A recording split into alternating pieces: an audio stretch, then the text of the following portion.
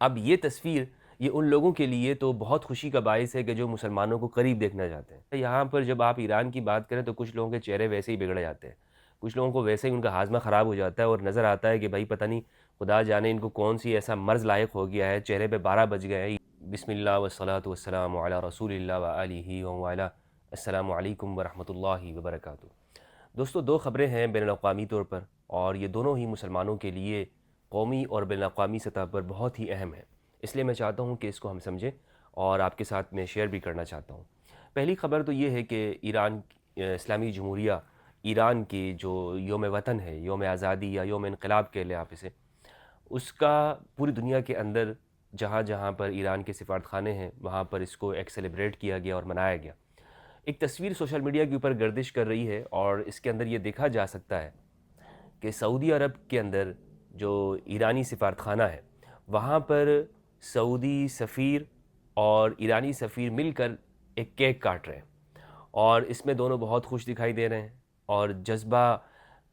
جو جس طرح مسلمانوں کا ہونا چاہیے، اور جو دو بچھڑے ہوئے بھائی ہیں جب وہ آپس میں ملتے ہیں تو کتنی خوشی ہوتی ہے۔ بالکل ہمیں یہ دکھ رہا ہے کہ سعودی سفیر اور ایرانی یہ ایک ساتھ مل کر کیک کاٹ رہے ہیں۔ اب یہ تصویر یہ ان لوگوں کے لیے تو بہت خوشی کا باعث ہے کہ جو مسلمانوں کو قریب دیکھنا چاہتے ہیں، جو چاہتے ہیں کہ قومی اور بین الاقوامی سطح کے اوپر مسلمان ایک نظر آئیں، ان کا ایک اتحاد دکھائی دے، اور وہ ہمیں آپس میں لڑنے کے بجائے وہ ایک دوسرے کی مدد کرتے ہوئے دکھائی دے، کیونکہ قرآن مجید کا حکم ہے وَتَعَاوَنُوا عَلَى الْبِرِّ وَالتَّقْوَى وَلَا تَعَاوَنُوا عَلَى الْإِثْمِ وَالْعُدْوَانِ، ایک دوسرے کے ساتھ مدد کرو، تعاون کرو بر اور تقوی کی بنیاد پر، اور ایک دوسرے کے خلاف ظلم اور عدوان کا تعاون مت کرنا، ایک دوسرے کے خلاف ایسا اتحاد مت بنا دینا کہ تم اپنے مسلمان بھائیوں کو ہی مارتے رہو، جس طرح ہم نے ماضی کے اندر یمن کے مسلمانوں کے خلاف وہ خود مسلمان ہی مل کر ان کے اوپر ہم نے بمباریاں کی، تو اس طرح کا کوئی اتحاد مت بنا لینا۔ تو یہ مسلمانوں کے لیے ایک بہت ہی ایک خوشخبری ہے، اور جس طرح سے پاکستان اور چائنا کے تعاون سے ہمیں یہ دکھائی دیا کہ ایران اور سعودی عرب انہوں نے آپس میں ایک پیس معاہدہ کیا ہے، پیس ایگریمنٹ کیا، اور اس پیس ایگریمنٹ کے بعد ہم یہ دیکھ رہے ہیں کہ ایران اور سعودی عرب آپس میں بہت قریب آ رہے ہیں۔ ماضی قریب کے اندر بھی یہ چیزیں دیکھنے کو نظر آئیں کہ ایران اور سعودی عرب کے آپس کے جو سیاسی اختلافات تھے اس وجہ سے دوسرے مسلم ممالک کے اندر جو حالات تھے وہ بہتر دکھائی نہیں دیتے تھے، اور آج تک ہم یہی سمجھتے تھے کہ یہ کبھی بھی ایک نہیں ہو سکتے، لیکن چائنا کے تعاون سے اور پاکستان کی مخلص قیادت کی وجہ سے نظر یہ آیا کہ دونوں ایک دوسرے کے قریب ہوتے دکھائی دے رہے ہیں، اور ابھی خبریں یہ بھی ہیں کہ جو پاکستان اور سعودی عرب کا جو دفاعی معاہدہ ہوا ہے اس کے اندر عنقریب ایران اور ترکی بھی شامل ہو جائے گا، یہ ایک خبر یہ بھی ہے۔ تو اگر ایسا ہو جاتا ہے تو میں نے جیسے کہا کہ یہ ان لوگوں کے لیے کہ جو مسلمانوں کی قربت کو دیکھ کر خوش ہوتے ہیں اور دنیا بھر کے اندر وہ اس بات کے اوپر خوشی کا اظہار کرتے ہیں کہ چلیں مسلمان آپس میں قریب ہوئے، لیکن یہ دوسری جانب ان لوگوں کے لیے بہت ہی زیادہ دل شکستگی کا باعث بن گیا ہے، اور وہ لوگ کہ جو نفرت کے پروموٹر ہیں ان کے لیے تو کسی بھی طرح سے یہ ایک اچھی خبر نہیں ہو سکتی کہ ایران اور سعودی عرب آپس میں اتنی قربت اختیار کرتے جائیں یہاں تک کہ ان کا دفاعی اور فضائی معاہدہ بھی ہو جائے۔ تو بلکہ سعودی عرب نے یہ آفر بھی کی ہے کہ ہم ایران کے ساتھ مل کر ایک آرمی بھی تشکیل دینا چاہتے ہیں کہ جس میں بری اور بحری افواج ہمارے ہاں شامل ہوں۔ تو دوستو، یہ وہی بات ہے کہ جو علامہ اقبال رحمہ اللہ کا خواب کہ دنیا بھر کے مسلمان ایک ہوں مسلم حرم کی پاسبانی کے لیے، نیل کے ساحل کے سے لے کر تا بخا کے کاشغر، کہ دنیا بھر کے مسلمان وہ ہمیں ایک صف میں دکھائی دیں۔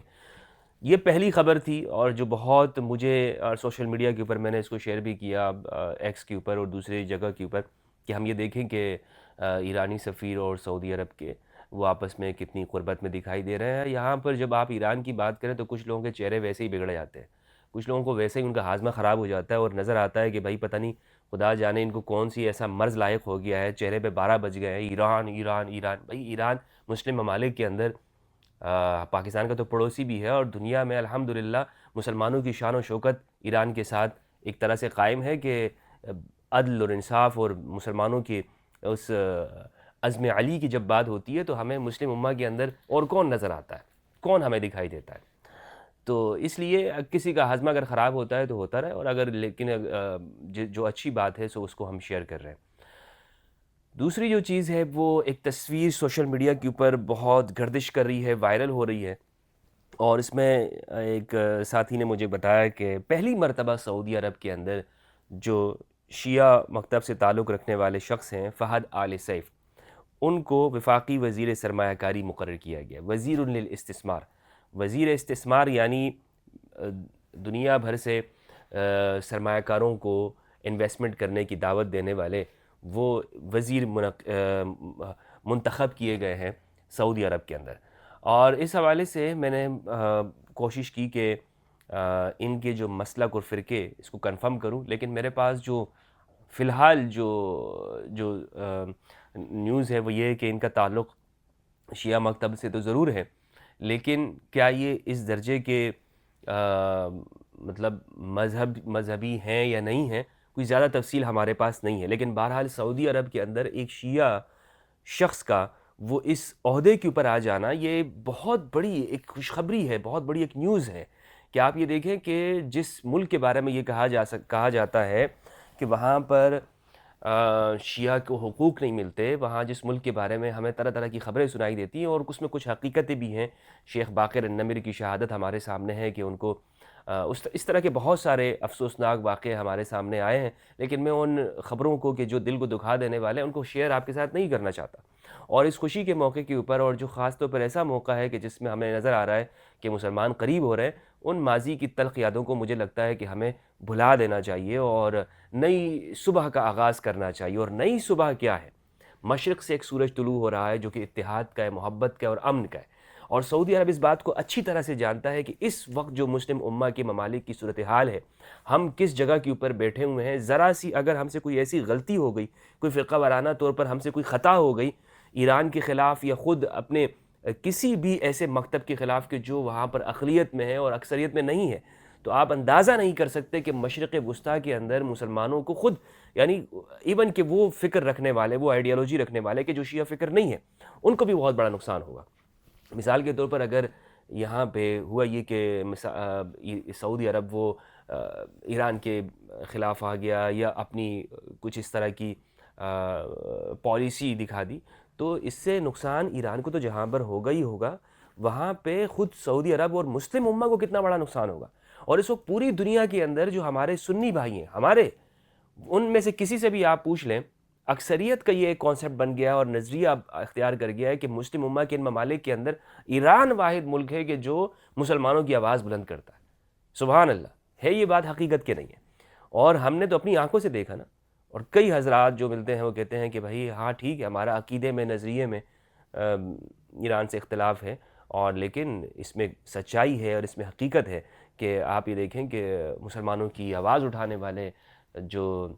مثلا فلسطین کے رہنے والے لوگ، وہ کیا وہ شیعہ ہیں، ان میں سے سنی لوگ ہیں، اور ان کے ساتھ ہمیں وہ کھڑے دکھائی دیے۔ تو اب یہ ایسی صورت کے اندر یہ مثلاً وہاں پر ایک شیعہ کا سرمایہ کاری کا وزیر بننا، یہ پورے علاقے کے لیے ایک خوشائند ہے، اور یہ اس بات کی طرف بھی توجہ دلاتا ہے کہ اب ہم نے لوگوں کی صلاحیتوں کو دیکھنا ہے، لوگوں کے مسلک اور فرقوں کو نہیں دیکھنا۔ یعنی اپنے ملک کے اندر بھی اگر ہمیں کوئی ایسی صورتحال نظر آتی ہے تو ہم بجائے فرقہ دیکھنے کے، بجائے اس کے کہ ہم اس کا مذہب تلاش کرتے رہیں کہ بھائی کس مذہب سے تعلق رکھتا ہے، کیا سیاسی سوچ ہے اس کی، کیا بیک گراؤنڈ ہے عقیدے کے اعتبار سے، تو اس سے باہر نکلیں گے۔ فرد کی صلاحیت ہے، اس کو استعمال کرنا چاہیے۔ یورپ نے ایسی ہی ترقی کی، اس نے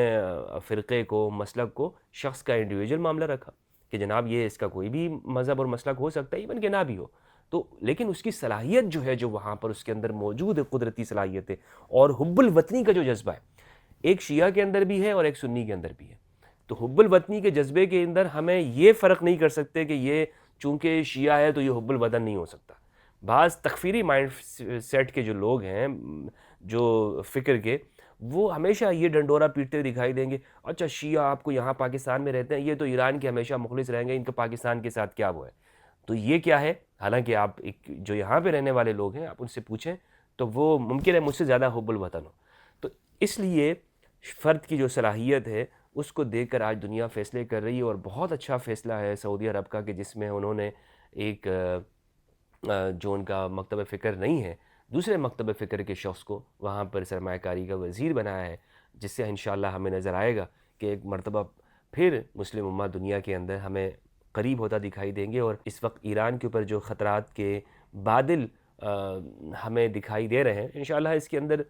مسلم امہ کو ہی کامیابی ہوگی، اور جو علی کا نام لینے والے ہیں وہ کبھی شکست نہیں کھائیں گے انشاءاللہ۔ اور اگر کبھی تھوڑا سی دیر کے لیے پیچھے ہٹ بھی جائیں تو وَلَا تَهِنُوا وَلَا تَحْزَنُوا وَأَنْتُمُ الْأَعْلَوْنَ إِن كُنتُم مُؤْمِنِينَ، اور نہ ہی تم نے غم کھانا ہے، نہ ہی تھوڑی شکست دل ہونا ہے، بلکہ تم ہمیشہ ہی غالب رہو گے اگر تم مومنین ہو انشاءاللہ۔ السلام علیکم۔